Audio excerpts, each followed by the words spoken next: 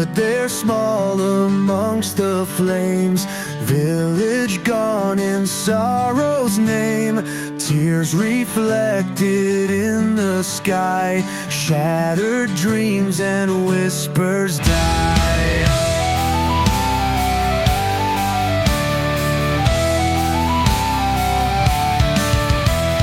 Smoke and ashes fill the air, memories lost in deep despair. She clutches dolls of vanished past in chaos where the shadows cast. Embers of yesterday burn the... Okay, kill them all.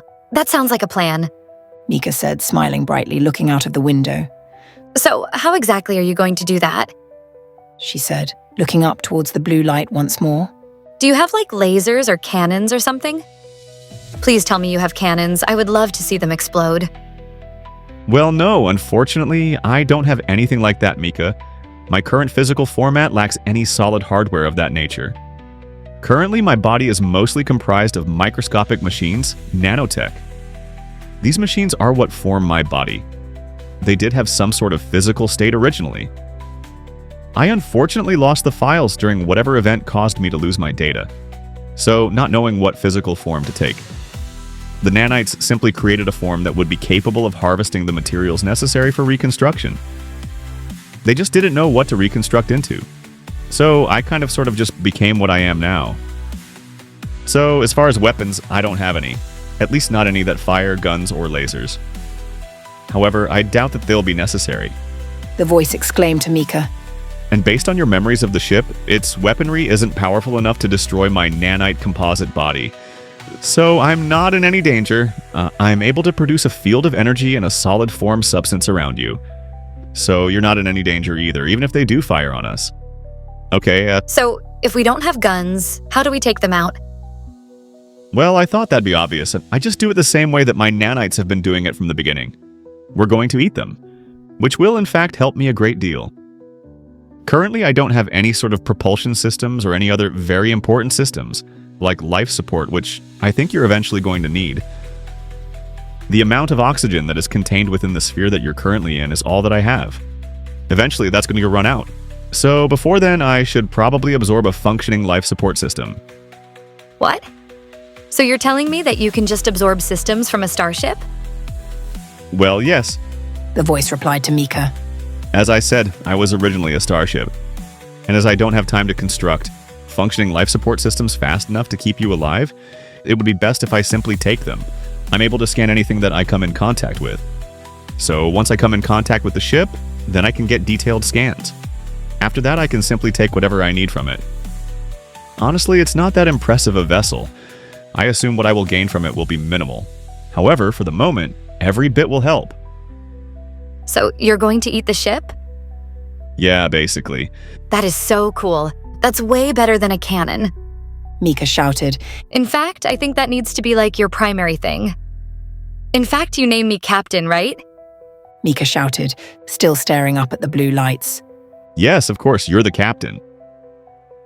Okay, so my first order as captain is that eating other ships be your primary means of attack. Because that is just freaking awesome. Well, glad to hear you're a fan of the voice replied. Now, how about we get this show on the road? The voice said, as Mika began to feel a shift, as the momentum of the massive figure began to move through the field of debris towards the vessel in the distance. Meanwhile, on board the starship that Mika had just left, the captain and his crew were having a joyous celebration. I can't believe that stupid bitch thought she could do me in. So, what do you say, boys? You guys having fun? Does your captain know how to throw a party or what? The man said, smiling. The other members of the crew that had gathered in the docking bay raised glasses, bottles, and mugs with drinks, cheering on their captain. Yeah, well, it looks like another one goes bye-bye. She should have known better than to mess with our captain. I'm telling you, boss, one day you're going to run this whole sector. Have it under your thumb. Well, don't you just know how to kiss ass? The captain replied to his men. I like it, he said laughingly, before an announcement called over through what seemed like a set of speakers, an announcement system of some kind. Captain alert! The shit is going down. Something's going on with the Kraken. The voice exclaimed, as the laughter in the docking bay suddenly came to an end. Many of the figures began staring out through the field into space to see the form of the Kraken shifting before it's formed seemed very gelatinous, ebbing and flowing as if it were made of a liquid.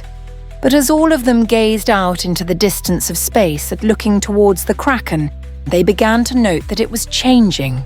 It almost seemed to be becoming more solid, as if its fluidic form was hardening.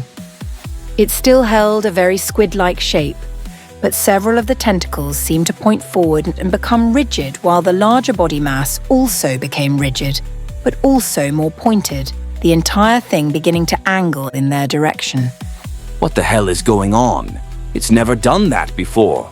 The captain shouted, peering outside of the field to the Kraken. Several of the tentacles still maintained a somewhat liquid form and suddenly began to pull themselves toward their ship. What the hell? Jackie, get me propulsion. We need to get the hell out of here. Now! The captain shouted into a communications device.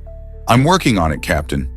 You said to put everything on hold. We took the core offline. We've been working repairs, and it's going to take a minute to get it back up. The voice exclaimed over the speaker system. We do not have a minute. You tell everyone to move their asses. That includes you goons. He said, shouting at the other men in the docking bay. Move now. He shouted, as all the men scattered off, beginning to run about, each running to try to achieve their specific duty. I need everybody who's anybody working the engines. I need them back online now. Until the engines are active, raise shields, weapon systems, target the Kraken, and give me any propulsion you got. I don't care if you're kicking buckets to move. Get this fucking thing moving. The captain shouted, but literally as he began darting back into the ship, moving towards the control room. He needed to get to the captain's chair, find a way to get himself and his crew out of there, before whatever it was that the Kraken was doing found its way to them. What the hell is going on? This doesn't make sense. The Kraken's been wandering this segment of space for nearly 400 years, and I've never heard anything about it doing anything like this. What the fuck? What the actual fuck? He showed you Ted as he darted his way into the captain's chair in the control room. Come on, people, tell me what the hell's going on. Our engines are still down. We're working on getting them up. Someone said from a set of controls nearby.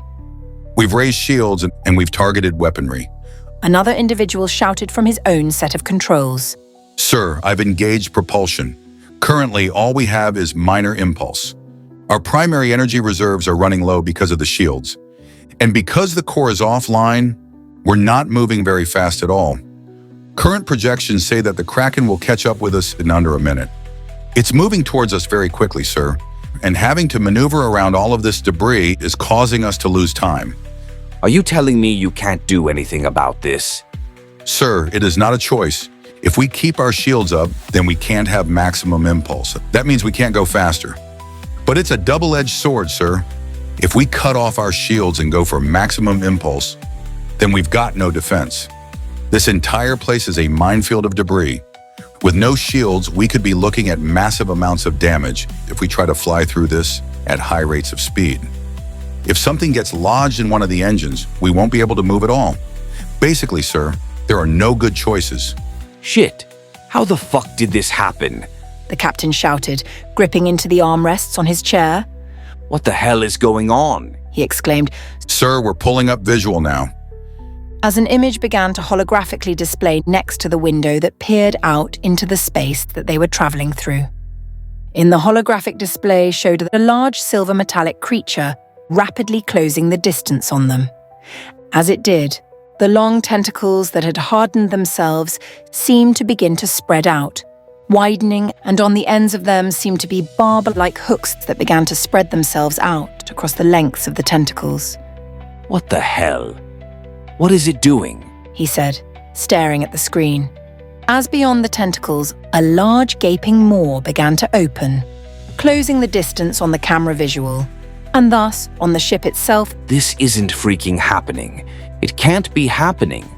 Why is it happening? He said, staring at the screen, as suddenly he felt a massive jolt in the ship. Sparks flew from several different forms of controls, scattered about the control room. Sir, we've confirmed impact. As the ship itself shook in place, in front of the ship, through the glass view screen, they could see those long, barbed tentacles wrapping around. What the hell is going on? What's it doing? The captain shouted. Sir, according to the scans, the Kraken has started eating us. The back end of the ship has been engulfed within the Kraken's form. It's swallowing us, sir. Currently, the shields are keeping it out, but we're starting to lose power. Whatever the Kraken's made of, it's putting a great amount of force on the shields. We've already lost 20% of power reserves. Shit. What the hell is going on? Why is it doing this? We didn't fire on it. The captain said. His heart pounding in his chest, wondering what was happening.